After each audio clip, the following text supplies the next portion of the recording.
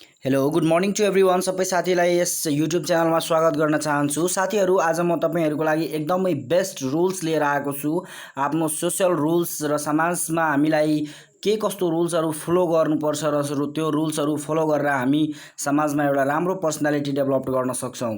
So त्यो रुल्सहरू म तपाईँहरूलाई यहाँ सेयर गर्नेछु र तपाईँहरू यदि यस युट्युब च्यानलमा नयाँ हुनुहुन्छ भने प्लिज तपाईँहरूले यस युट्युब च्यानललाई सब्सक्राइब गर्नुहोला। Thank you. So rule number 1 रहेको छ, don't call someone more than twice continuously. तपाईँहरू सबैलाई अथवा कसैलाई तपाईँहरूले दुईचोटि भन्दा बढी फोन नगर्नुहोला continuously. If they don't pick up your call, presume they have something important to attend to. यदि उनीहरूले तपाईँको फोन उठाएन, तपाईँले दुईचोटि कल गर्नुभयो भने तपाईँले यो सोच्नुहोस् कि उहाँहरूले केही इम्पोर्टेन्ट काममा बिजी हुनुहुन्छ। र यसै गरी रुल नम्बर 2 रहेको छ, return money that you have borrowed even before the other person remembers lending it to you. It shows your integrity and character. Same goes with umbrellas, pen and lunch boxes. साथीहरू, 2 number point very important रहेको छ, return money that you have borrowed. तपाईँले जुन पैसा आफ्नो साथीसँग साप्टी लिनुभएको छ त्यो चाहिँ तपाईँको साथीले माग्नुभन्दा पहिले तपाईँले रिटर्न गर्नुहोस् र यो एउटा क्यारेक्टरलाई राम्रो पार्छ। र same goes with umbrellas, pen and lunch boxes. र तपाईँले कसैको छाता लिनुभएको छ, पेन र लन्च बक्स केही पनि लिनुभएको छ भने उसले माग्नुभन्दा पहिले तपाईँले उसलाई रिटर्न गरिदिनुहोस्। र रुल नम्बर 3 रहेको छ, never order the expensive dish on the menu when someone is giving you lunch or dinner. If possible, ask them to order their choice of food for you.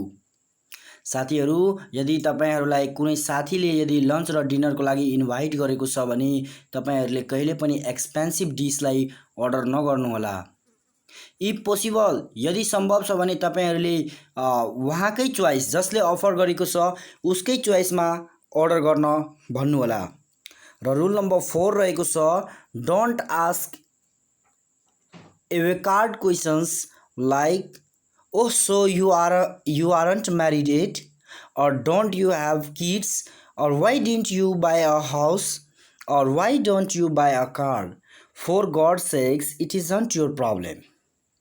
र साथीहरू, rule number 4 रहेको छ, don't ask negative questions like so you aren't married yet, don't you have kids, or why didn't you buy a house. It's not your problem. साथीहरू, जसरी हामीले कुनै साथीलाई एउटा थ्रेटिङ गर्दै क्वेसन सोधिदिन्छु, still you did not prepare for this, so यस्तो क्वेसनहरू गर्नु हुँदैन। यसले हाम्रो रिपुटेसनलाई खराब गर्छ।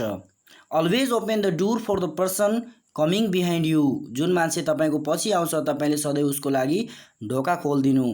It doesn't matter if it is a guy or girl, senior or junior. यो केही मतलब राख्दैन यदि त्यो केटा हो कि केटी हो, ठुलो हो कि सानो हो। You don't grow small by treating someone well in a public. तपाईँले कसैलाई पनि पब्लिक ठाउँमा उसलाई चाहिँ सानो नहेराउनुहोस्, उहाँको फिलिङ्सलाई सम्मान गर्नुहोस्। If you take a taxi with a friend, he pays now, try paying next time. यदि तपाईँको साथीले तपाईँको लागि यदि ट्याक्सी पे गरेको छ भने पहिला, अथवा अहिले पे गर्यो भने नेक्स्ट टाइम चाहिँ तपाईँले पे गर्ने प्रयास गर्नु। र रुल नम्बर 7 रहेको छ, respect different sets of opinions. आफ्नो साथीको जति पनि ओपिनियन्सहरू छ त्यो सबै ओपिनियनहरूलाई हामीले रेस्पेक्ट गर्नुपर्छ। Remember that's the digit 6 to you will appear on the digit 9 someone affecting you. Beside second opinion is good for an alternative. र यसै गरेर क्वेसन नम्बर 8 रहेको छ, नेभर इन्टरप्ट पिपुल टकिङ। कहिले पनि आफ्नो मान्छेहरू साथीहरू कुराकानी गरेको बेलामा इन्टरप्ट नगरिदिनु, डिस्टर्ब नगरिदिनु। Allow them to pour it out. उनीहरूलाई फिनिस हुन दिनु। As they say, hear them all and filter them all. जति भन्छ त्यति सुन्नुहोस् र त्यसलाई फिल्टर गर्नुहोस्। If you tease someone and they don't seems to enjoy it, stop it and never do it again. यदि तपाईँले कुनै साथीलाई जिस्काउनु भयो र उसलाई यो राम्रो लागेन भने तपाईँले यसलाई तुरन्तै स्टप गर्नुहोस् र फेरि कहिले पनि नगर्नुहोस्।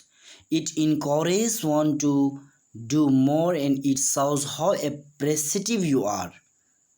यसले अरू मान्छेलाई के गर्छ, इन्करेज गरिदिन्छ यस्तो नगर्नको लागि। तपाईँले यदि कुनै साथीलाई जिस्काउनु भयो र उसले एकचोटि उसलाई राम्रो लागेन भने तपाईँले नेक्स्ट टाइम जिस्काउनु भएन भने उसले तपाईँलाई एप्रिसिएट गरिदिन्छ। से thank you when someone is helping you. Point number 10 very important. यदि तपाईँलाई कसैले सानोभन्दा सानो हेल्प गरिरहेको छ भने तपाईँले उहाँलाई थ्याङ्क यू भन्नुहोला। प्रेज पब्लिकली, क्रिटिसाइज प्राइभेटली। तपाईँले उसको लागि पब्लिकमा प्रेज गरिदिनुहोस्, उसको गर्वको कुरा गरिदिनुहोस्, उसको बढाइ गरिदिनुहोस्, तर उसको यदि केही क्रिटिसाइज गर्ने कुरा छ भने तपाईँले प्राइभेटली गर्नुहोस्। कसैको राज तपाईँले कसैलाई नबताइदिनुहोस्। There's almost never a reason to comment on someone's weight. Just say you look fantastic. If they want to talk about losing weight, they will. साथीहरू, कुनै साथी हाम्रो सर्कलमा कुनै मोटो हुन्छ र कुनै पातलो हुन्छ, कुनै अब होचो हुन्छ। सो हामीले कुनै पनि साथीलाई यस्तो ट्रिट गर्नु हुँदैन कि साथी you should lose your weight भनेर, you are not looking good. So यस्तो हामीले कहिले पनि ट्रिट गर्नु हुँदैन। If they want to talk about losing weight they will. यदि उनीहरूले कुरा गरिरहेको छ भने यस्तो गर्दा राम्रो हुन्थ्यो, वेट लुज गर्दा राम्रो हुन्थ्यो भने उनीहरू गर्छन्। तर तपाईँले कहिले पनि आफ्नो साथीलाई यस्तो कमेन्ट नगर्नुहोला। When someone shows you a photo on their phone, don't swipe left or right. You never know what's the next.